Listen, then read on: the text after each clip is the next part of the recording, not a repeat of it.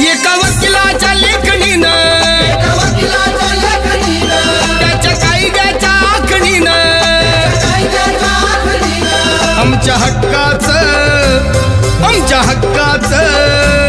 आमच्या हक्काचं लेखन व माय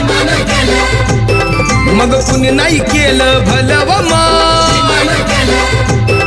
अग दिल्लीचं दालन फुलं व माय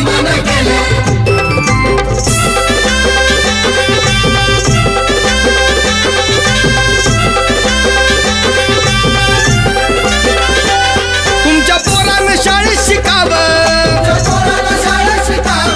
आशाला जारीला मुकावं